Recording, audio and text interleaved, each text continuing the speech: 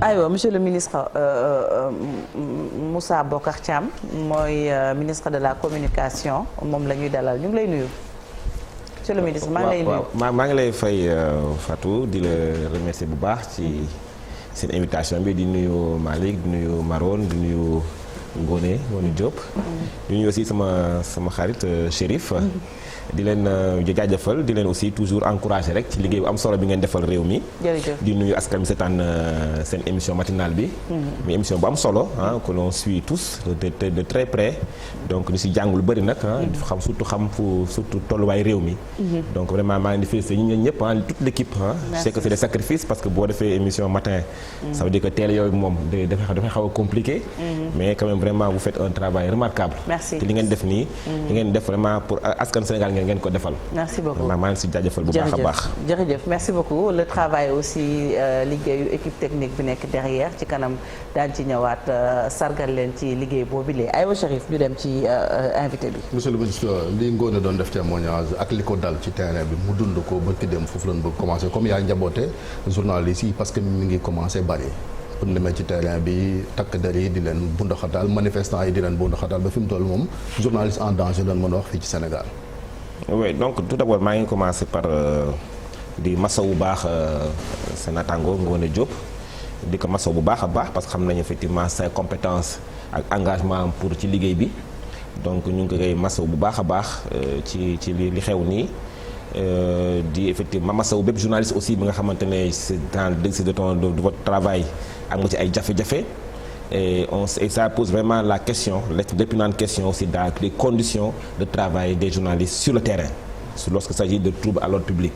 Loolu aussi il dit peut-être c'est un mauvais exemple kenn ñaanu ko mais lu xew la dañ ci war a tirer les conséquences, toutes les conséquences, et ça du point de vue État, du point de vue des forces de défense et sécurité, du point de vue aussi de la profession également, les journalistes, la presse war nañ mën a xool aussi xoolaat baax suñu taxawaay ci couverture événements yu mel nii. C'est des événements dangereux. Il y a la tension. C'est un contexte difficile pour ñëpp pour acteurs yi, pour surtout les forces de défense et sécurité, pour effectivement la presse également, et puis surtout on voit aussi qu'aujourd'hui parce que keroog bi amee quand il y a eu la dame Yacine Thiam qui a été blessée dans les événements je crois devant chez Sonko je crois. Après on a fait une rencontre avec tous les acteurs pour xool léegi il faut que ñu identifier la presse dans les manifestations, c'est très important, et puis aussi qu'on fasse une formation parce que la couverture des manifestations violentes dafa am na koy couvrir doo ñëw rek jël sa caméra dugg ci biir nit ñi da nga war am benn posture boo war a def. On voit un peu dans beaucoup de pays où les journalistes sont toujours derrière les forces de l'ordre pour éviter justement qu'ils soient blessés. mais fii force de l'ordre ñoo la dut accepter comme elle a dit. loo xam nga bon xam nga elle a dit toi les gens de la reporter bu muy wax son récit nee na bu mu ñëwee dafa laaj kan mooy commandement bi. Et les responsables du commandement daf leen accueillir à bras ouverts organiser leen pour ñu bañ a am benn ay tolof-tolof. C'est par la suite de l'affaire dégénérée ba effectivement li xew-xew ñu koy ñaawlu loolu kenn mënu ko rafetlu c'est clair que c'est un incident malheureux parce que c'est des personnes des jeunes yoo xam ne dañu engagé ce métier bi mérité wuñu ko c'est clair. loolu moom kenn mënu ko cautionner en fait donc mais quand même on constaterait que c'est dans un contexte difficile. Pour les forces de l'ordre parce que nekk force de l'ordre aussi pendant des jours nekk taxaw di défendre la sécurité publique donc aussi tension bi ak neer yi am na mën na aussi jóg ba nga wax la waroon wax wala na laisser un mot injurieux. ils sont formés quand même. lu tension bi quand même ils doivent maîtriser. mais c'est l'erreur humaine non l'erreur humaine. mais mënuñu cee dëkk. non pas dëkk mais bu waxee loolu mais dañu wax rek en tout cas li am solo mooy li am c'est vrai que am na ñëpp ñu koy ñaawlu ça c'est clair et puis même des forces de sécurité de défense seen rôle c'est pas de violenter de la presse seen rôle du tout au contraire ñu war a jàppale presse ñu def seen liggéey comme nu mu waree mais incident bu amee li ci am solo mooy on évite que ça se répète loolu nag c'est un travail xam ne ñëpp acteurs yëpp ñoo ci war a liggéey parce que tey gis nañu ñuy couvrir événements yi da ngay gis ne plus de centaines de personnes avec des caméras doo xam qui est journaliste qui ne l'est pas. moo tax carte presse bi justement xam monsieur dañu taxaw ci carte nationale de la presse. la carte de la presse. nañ ko exiger ne ñoom face de loolu war a laaj journalistes yi ñu wane seen carte. genre au-delà de la carte je pense au-delà de la carte il faut ñu am des identifiants visibles de la presse nga xam ne kii boo leen xoolee rek ak seen gilet wala seen mandargal wax na ko sànq neen am nañu gilet mais gilet dafa rouge dañ leen jaawale ak la pompier ak yooyu donc d'ailleurs on a fait même des maquettes de gilets yi nga xamante ne la commission nationale cadre de la presse dinañ ko mettre sur place mettre en œuvre pour gars yi mën a am seen gilet yoo xam ne boo leen xoolee xam ne ñii c'est des personnes identifiées avec leur numéro de carte de presse derrière xam ne c'est pas des gilets frauduleux c'est des gilets qui sont donnés aux personnes qui sont dans la presse loolu moom c'est obligatoire parce que bu ñu ci deful ëllëg mu ne yeneen incidents yoo xamante ne c'est des incidents malheureux yoo xamante ne vraiment mën na ko éviter. est-ce que kon du jox dëgg Reporters sans frontières on a parlé de son rapport Sénégal déjà perte 31 places. jóge ci 74 dama jaaxal rek mooy am nay dëkk yi nga xamante ne foofu dañuy expulser ay journalistes dañu leen di expulser pour tere leen def seen liggéey. ñooñu ils sont devant le Sénégal te loolu amul Sénégal.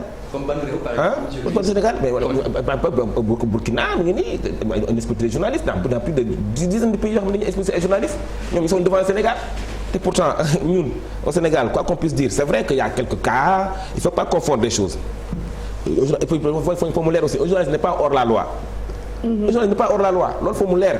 c'est-à-dire que mu nga def sa liggéey de la manière la plus libre possible le code l'organise mais vous allez parcourir le code de la presse doo gis mukk benn liberté absolue nga wax lu la neex joxe de fausses nouvelles def ay crimes ay délits te doo ci am benn kii du seul fait que journaliste nga attention faut pas confondre les choses parce que soo demee di gànnaaw détenu politique les journalistes y a pas de liberté de la presse il y a un recours ouais mais c'est un journaliste combien de Sénégal y a combien de journalistes il y a 1266 cartes de la presse qui sont Sénégal il y a 1266 cartes de la presse qui sont données à des professionnels des médias kenn benn moo si nekk en prison kenn bul ko xeeb donc non xeebuma ko parce que la prison c'est un acte grave mais kenn moo si nekk en prison sur 1266 yi nga xamante ne am na seen carte sans compter 800 personnes yi nga xamante ne ñu ngi xaar seen carte donc presque plus de 2000 personnes kenn moo si am jafe-jafe. mais monsieur le ministre. donc loolu aussi il faut relativiser kenn kooku mënoo ko xeeb parce que déjà le fait du déjà avant moom am na ñeneen ñu fa dugg am na ñeneen ñoo xamee ne woolu nañ leen mais loolu. Est-ce que du constitue une forme d'intimidation par rapport au reste de la corporation? Je pense que la question faut la poser autrement c'est-à-dire vous dire que est-ce que tey jii de fait que je suis journaliste mun naa tax wax lu ma neex la réponse est non d'accord nañ ci. Malick Thiandoum moom laa gën a ñëwee sama grand frère xam naa ne effectivement c'est quelqu'un qui fait des analyses pertinentes ñun des fois ñu fekk ci nguur gi mu def analyse boo xam ne neexuñu ça me dérange parce que li muy wax nii dafa métti en tant que ñun dañoo far. loolu moom dëgg la dafa mu métti ci ñun. mais ñu muñ ko parce que am na la ligne rouge bu mu tracé am na benn équilibre bu muy teg am na fu muy yem mais doo ko dégg mukk mu ñëw gis nit wala dingat état wax ay yenn corps yenn may sànq c'est le cas de Pape Ndiaye par exemple wax li nga xamante ne vraiment ku ko déglu il faut que ça objectif. mais est-ce que tout cela doit se régler par l'emprisonnement? non monsieur le ministre xoolal lu mu gën a dama ne am na loo xam ne bu amee même un démenti am na loo xam maanaam journaliste boo waxee loo xam ne amul démenti rek suffit doy na. non mais un journaliste ne doit pas diffuser de fausses nouvelles. loolu c'est élémentaire. waaw boo ko bu ñu ko considéré mais lan la démenti am na. non xam nga dafa mun nga def munoo nekk journaliste. am aura ñi lay déglu parce que faut pas nga ñu xeeb la portée de la voix du journaliste parce que boo nekkee ci dans le cœur mënoo xam yow sa portée voix fu mu toll mais la population ak ñi déglu journaliste doit donner d'abord des informations vraies c'est le code de la presse qui le dit faut informer vrai je dis souvent Sénégal on doit arriver à un moment boo xam ne bu presse sénégalaise génne information ñëpp am ci benn sa présomption de vérité de l'information.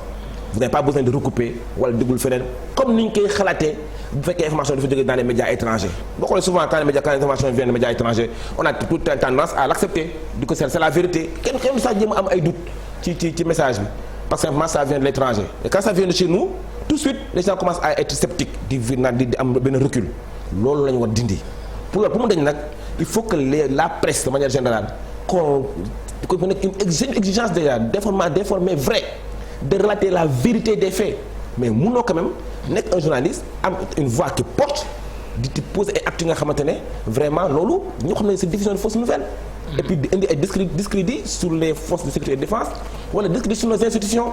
oui mais la loi am na loo xamante ne quand même y a une ligne rouge les journalistes quand même c'est ça il faut que mu leer. il faut que la presse xam nañ ne presse est encadrée. la presse elle est encadrée liberté de la presse oui. mais c'est pas une liberté absolue. oui mais alors faut mu leer faut ñu koy répéter tout le temps. oui alors pour revenir ci classement Reporters sans frontières bi alors xanaa kon dafa am lu ci rax bu ñu sukkandikoo li nga doon wax sànq lan moo war a tax kon Reporters sans frontières. je pense que classement bu mel noonu. je pense que ñu toog fi yëpp suñu voyager en Afrique quelque part. xam nañ que nous sommes fiers de notre démocratie sénégalaise de façon générale. de façon générale 2023 peut-être 2022 Sénégal quand même franchement. yéen ñu toog fii ci plateau bi yëpp góob ne mos na leen xoqatal ci seen liggéey. mais xam nga la affaire Chérif yow mos ma dégg nga ñaxtu ne yow. ci sa liggéey dañ la xoqatal. non xoqatal bi xam nga la moo tax. ñi ngi xoqatal suñu ay naataangoo. plus de 15 ans. plus de 15 ans mos ma dégg yow Chérif. xaaral Chérif dafa nànk dañoo waxtaan Sénégal ñu déglu yow 15 ans yaa ngi si plateau bi votre doyen Malick Mele ça fait des années Malick comme 20 ans voilà l'homme des grands combats waaw ñi fi toog ñëpp musuma dégg kenn si yéen ne dañ ko xoxatal ci liggéeyam musuma mais si xam nga xoxatal vous êtes tous les jours exposé xoxatal bi du rek parce que il faut ñu leeral benn affaire xoxatal bi du rek ci force de l'ordre yi wala ñu nekk sax ci pouvoir bi da nga fi gis ñoo xamante ils sont dans l'opposition wala ñu nekk ci yeneen pouvoir yoo xamante ni marabout wala nangam yoo xamante aussi dañ ko participer moo tax Reporters sans frontières buy wax loolu du yem rek ci pouvoir bi wala les forces de défense et de sécurité am na ci ñoo xamante par exemple ci opposition la nekk gis nañ aussi ni ñu xoxatalee journaliste wala nga wax loo xamante ni bëgguñ ko dégg wala ñu bëgg ñu leen di wax lu ñu dégg te loolu quand même c'est inacceptable dans un pays boo xam ne état donc bu ñu aar journaliste yi ci fànn yëpp la leen war a aaree mu bañ a féete boor wala nanga foofu la ñuy waxee. tout à fait mais xam nga mais en général bu ñu classé Sénégal dans un certain registre boo xamante ne un pays où la presse n'exerce pas convenablement son travail on toujours état lañuy viser. mais aussi comme ni nga wax ni c'est important de le souligner aussi. moo am Sénégal c'est que moo tax aussi y a un travail boo xam ne la presse boppam moo ko jël en charge c'est-à-dire que seen liggéey il faut que aussi ngeen def de la sensibilisation c'est important parce que tout c'est pas toujours rek nguur gi moo bon nguur gi mooy yàq nguur gi moo leen mettre dans les mauvaises conditions nguur gi mooy def li non des fois aussi comme la violence envers la presse vient de l'opposition aussi mais loolu très peu aussi ont le courage de le dire mais bu dee état moom amul problème ku ne wax lu ko neex mais voilà ça c'est important aussi que la presse mais monsieur le ministre qu'en est-il de ces droits de l'accès à l'information parce que ça aussi c'est un problème fii loo fi laal am na lu la ko tere et les gens ont besoin de savoir et d'accéder à l'information. Il y a un projet de loi qui est piloté même par le ministère. Mais ça fait très longtemps qu'on en parle. Oui, parce que le texte est là, parce que c'est quand même c'est pas simple, c'est une question simple, parce qu'aujourd'hui l'accès à l'information ça doit permettre aujourd'hui effectivement à la presse de mieux faire son travail, mais aussi il faut ça encadrer aussi, parce que aussi il y a des questions de sécurité publique qu'il ne faut jamais négliger. mais journalistes yi ils sont responsables monsieur le ministre. xam nañ des lignes à ne pas franchir. donc déjà parce que réew yi ngay wax fii ci Afrique wala yu bëri bu ñu rawee Sénégal même loolu bokk na ci accès à l'information. nekkatul tamit bien sûr. non xam nga. duñ fi citer ay tours parce que. waaw faut juste savoir que déjà que ak suñu cadre légal actuel on voit des journalistes qui jàggati yoon. yi dem di révéler ay yoo xamante ne c'est des secrets de défense di dugg ci yoo xamante ne il y va de la sécurité publique parce que la sécurité publique l'ordre public est au-dessus de nos professions parce que c'est la stabilité du pays qui prime surtout. mais yow accès à l'information loolu da nga ci gis. mais war a gis aussi mooy accès à l'information ça doit être encadré. Parce que les informations confidentielles, les informations qui vont peut-être dans la confidentialité où le caractère secret sera levé, il y a aussi jusqu'où lañ jëm ban information lañu mën a joxe lañu mën a génne concernant les mineurs, concernant les vraiment les personnes. Donc c'est quelque chose qui est un texte qui est en cours, discutable, discuté avec les acteurs, c'est très important. D'accord. Mais c'est traité par le ministère de la Justice. Li recul yi bokk na ci mooy précarité bi aussi. Mais cela précarité bi man j'ai toujours dit précarité bi effectivement il faut que les grands groupes de presse aussi bàyyi xel les jeunes reporters. Il y a la convention des jeunes reporters. Parce que c'est ça le combat en fait. En réalité, le débat sur la condition de la presse pour moi ni ma gisee la priorité. C'est même pas dire Sénégal amul liberté de la presse. Il y a une grande amélioration du climat de travail des journalistes de manière générale en ce qui concerne la liberté de la presse yooyu franchement ñoo xam ne en 2023 fu ñu nekk nii vraiment Sénégal am na liberté de la presse. Maintenant toutefois léegi la ma am solo est-ce que les journalistes est-ce que vivent de leur métier. c'est ça la grande question qui doit être prise en charge. yow mi ministre xam nga d'ailleurs je le dis d'ailleurs je mais je pose la question parce que fekk naa fi loo xamante ne. gis naa la précarité. mais jooyanti ko loolu mais ci lañ nekk. lan nga fi def mais ci lañ nekk. déjà il faut ñu comprendre benn affaire c'est-à-dire que dans surtout les jeunes yoo xam ne il faut la profession par passion. par vocation. dañu war a encadrer boo xoolee tey jii secteur de la presse secteur bu y a plus de précarité. des stagiaires pendant des années. des CDD yoo xamante ne à l'infini renouvelé plus de 10 fois des salaires quasiment mu naa ne de misère. ay licenciement bari na fi. licenciement c'est quasiment amul benn formalité parce que effectivement ils sont pas couverts parce que te ñoo gën a bari. malheureusement ñu gën a bëri technicien de médias yi ak la journalistes yi nga xamante ne vraiment ñu ngi door commencer profession bi ñoo gën a bëri ci corps bi te loolu aussi c'est vrai que c'est difficile pour certains journalistes d'en parler parce que c'est sensible parce que vous êtes dans des grands médias. non c'est pas sensible non grands médias peut-être indépendance bi nga am peut-être que ñu bëri amuñu ko. non du question indépendance c'est une réalité la précarité dans les médias c'est une réalité. c'est une réalité et là man franchement ministère bi ma nekk loolu moom c'est une priorité. C'est une priorité pour moi. Et je l'assume pleinement. Il faut que les grands groupes de presse qui bénéficient des fonds d'appui et de développement de la presse, qui bénéficient de soutien de l'État, qui bénéficient de remises fiscales en période de crise, il faut aussi ñuy gëstu xale yi. xale yi ils ont une carrière. dañu am carrière boo xam ne dañ ko war a gérer. loolu nag loolu moom ça c'est ma conviction. loolu moom monsieur le ministre ñu dem ci leneen muy tey jii li nga xam ni moo nar a xew ci kanam muy manifestation bi nga xam ne waa F24 ñoo koy amal déjà ba léegi fi ñu toll am yëgaguñ ni préfet autorisé na ko loolu est-ce que normal na si dans un pays démocratique comme le Sénégal. waaw parce que manifestation c'est une déclaration lañu def xool ndax préfet autorisé ou pas autorisé ça c'est un domaine boo xamante ne ça relève de la sécurité publique autorité administrative yi koy toppatoo sécurité nationale bi ñoom ñooy xool est-ce que y a pas un risque de trouble à l'ordre public ou est-ce que le risque peut être contenu dans ce cas ñu autorisé loolu moom autorités yi ñoo koy xool man fi may waxee mooy lan manifeste pourquoi manifestation bi pour lan. non xam nga man mënu ma comprendre dans un pays. mais c'est la démocratie aussi. ils ont le droit de manifester. Fatou démocratie. mais warul tax yow léegi démocratie warul tax yow saa yoo yeewoo. mais maître ñun ñi sax bu ñu neexee ñu xëy autorisation manifester contre la vie chère. contre il y a 12 ans de cela yaa ngi doon manifester. li ma jaaxal mooy ku nekk am nga sañ-sañ dem manifester. on est dans un pays où il y a quelques mouvements d'opposition yu organisés ou tout ça. ils ont le droit même si c'est 5 personnes. mais léegi man li ma jaaxal mooy au moment où le président de la République chef d'État appelle au dialogue kaay leen ñu waxtaan ñu ne non ñun daal mbedd bi daal lañ soxla. mais yàggoon nañ prévoir manifestation yi. xam nga il l'avait annoncé bien avant. c'est contradictoire foo xam ne ñu bëgg fekkee vraiment c'est une manifestation sincère si c'est pas une manifestation politique bu dee politique la moom boole woo dialogue sax boole woo loo mënti def mënoo leen tere manifester. C'était contradictoire en 2011 2012. non M23 ak pourquoi c'est pas pareil. ici mais attends mais quand le chef de l'État wax askan bi yëpp woote dialogue mais loolu c'est un acte fort kaay lañu waxtaan ok loolu kay la ma war a ne seen cër tey opposition ñi def ñi manifester tey seen cër mooy lan ñu organiser wu xool les thèmes de référence xool naka la ñuy waxtaanee ak nguur gi c'est ça mooy seen cër parce que faut pas oublier une chose li am solo mooy le peuple sénégalais li am solo mooy la stabilité du pays muy nguur gi muy kujj gi li important mooy ñun ñëpp dañoo war a préserver la stabilité du pays du ay caaxaan parce que pays nekk ci ay fitna kenn talu sa morom muy nguur gi muy opposition. mais moo tax nag ñu waroon leen. mais moo tax nag il doit saisir la balle au rebond quand le chef de l'État prend sur lui woote dialogue kaa la ñuy waxtaan mais c'est une porte ouverte boo xamante ne. waaw mais balaa loolu ci jëf ji tamit ci jëf ji les pancartes yi vont faire c'est ça seen pancarte yooyu. lépp ñu teg ci pancarte yooyu yëpp mu nekk wax tamit teg ci ko taal waxtaanee ko.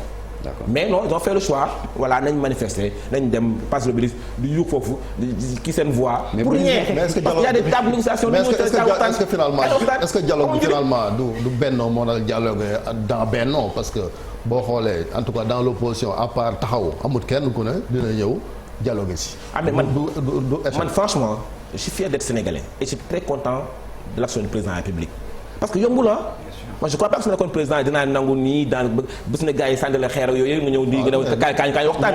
mais moom vraiment amul choix il a pris sur lui. loolu kaay la ñu waxtaan. moo tax ñu c'est une grandeur.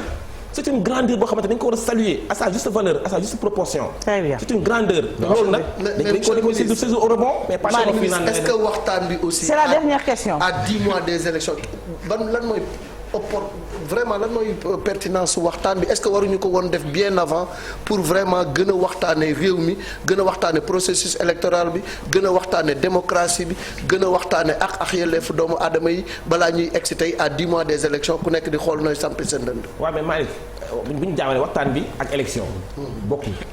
mais c'est important que les acteurs yi nga xamante ne ñoom ñooy acteurs politiques. ci réew mi. très rapidement monsieur le ministre baax na toujours ñuy toog di waxtaan moom vraiment kenn mënu ko bañ. jusqu'au dernier moment waxtaan bi dafa am solo. waxtaanee en cas de crise. ñoom lu ñuy waxtaanee. mais ñoom lañ xool li ñu war a wax tey seen manifestation yooyu dañ koy wax yëpp seen revendication yëpp dañu fa war a wax mën nañ teg ci waxtaan waxtaanee ko. nañ ko waxtaanee. te loolu quand même c'est une chance, c'est une belle démocratie au Sénégal. Il faut qu'on profite de cette occasion-là pour saisir occasion yu mel nii pour gën a mën a dëgëral suñu démocratie dafa am solo. lii c'est pas partout la am dëkk yëpp Soudan ngi nii gars yi ngi reyante foofu mais waxtaan gars yi mënuñu fexe ba waxtaan. mais fii un chef de l'État qui prend sur lui ne kaa la ñuy waxtaan mais loolu ñëpp dañu war a bàyyi seen manifestation yi seen point de presse yooyu yëpp nañu ko bàyyi. toog waxtaan def seen thème de référence waxtaan ak nguur gi. on t'accorde le Bougna mais en 30 secondes s'il vous plaît ah Chérif. non ça c'est un ancien socialiste moom lañ bëgg a laaj bi parce que gis nga li xew Barthélémy Diaz ak Khalifa ñoom pare nañ en tout cas pour dem dialogue ji coow yi dox seen diggante ak Ousmane Sonko ça c'est l'ancien socialiste lañ bëgg mu defal ñu commentaire quand même sur ça. non mais man je salue le courage du maire de Dakar Barthélémy Diaz que je connais très bien pour avoir fréquenté dans le parti socialiste tey jii moom kama ko gën a virulent pour les opposants wax na ko il a fait plus de 18 ans d'expérience dans l'opposition bu dee moos boppam moo am esprit ak réflexe saisir opportunité président de la République joxe mooy le dialogue mais dafa def ko pour moom c'est pas pour lui c'est pour le pays. pour moom la kay. c'est pas pour lui mais am ñoo xamante ne dialogue arrangé wu leen. am ñoo xamante ne peut-être ils sont dans l'opposition. c'est la vérité malheureusement. dialogue arrangé wu leen. jàmm arrangé wu leen. li leen arrangé mooy dëkk bi am fitna. merci beaucoup loolu moo leen arrangé mais loolu ils n'auront pas gain de cause. mais maa ngi ñaan vraiment ak acteurs politiques yi. nañ dem wuyu ji xool nañu organiser waxtaan. réew dañ koy waxtaanee. c'est très important. loolu mooy la survie même du pays. jërëjëf fa ñu waxtaan. merci beaucoup maître Moussa Bocar Thiam ñu ngi lay sant bu baax di la gërëm. maa ngi lay fay di leen sant di leen gërëm jërëjëf askan bi yëpp. merci beaucoup merci jërëjëf ñu dem ci ñaari yéenekaay Groupe Futurs Médias muy l'Observateur ak Record.